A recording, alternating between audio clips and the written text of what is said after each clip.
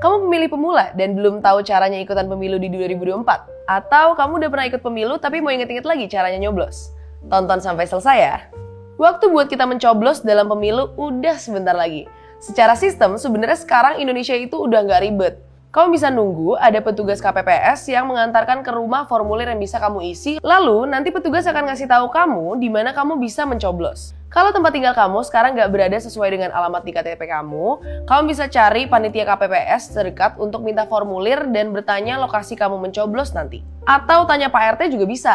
Kalau masih belum bisa juga, kamu sebenarnya bisa langsung datang ke lokasi pencoblosan atau TPS sambil nunjukin identitas.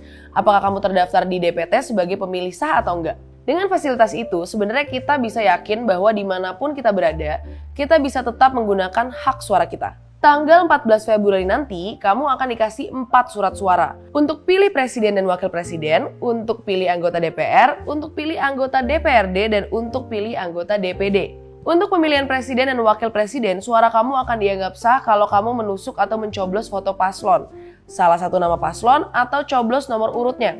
Mencoblos logo partai pengusung paslonnya juga dianggap sah.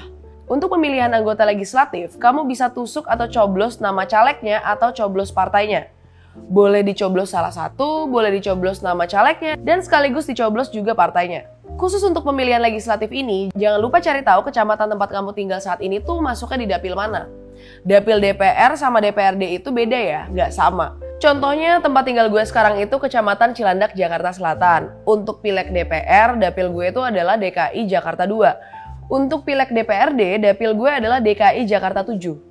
Jadi kalau kamu udah tahu dapil kamu bisa buka website KPU untuk cari tahu siapa aja caleg untuk dipilih di dapil kamu. Sebaiknya kamu cari taunya dari sekarang, supaya pas pemilihan tanggal 14 Februari nanti udah nggak bingung mau pilih caleg yang mana.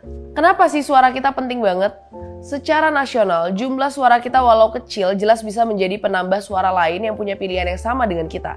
Sedangkan sebagai seorang warga negara tentunya ada rasa kepuasan dari kita ketika bisa memilih. Kemudahan memberikan suara itu suatu layanan penting dari pemerintah, di mana pemerintah itu ada karena suara-suara kita. Udah waktunya kan kita sebagai tuan dan nyonya yang punya suara difasilitasi sama pemerintah. Memberikan kemudahan buat kita untuk ngasih suara kita adalah bukti pemerintah memperlakukan kita sebagai pemilik negeri ini. Nah, akankah kita bertindak sebagai pemilik negeri yang baik? Maka dari itu, mari kita nyoblos. See you tanggal 14 Februari di tempat pemungutan suara.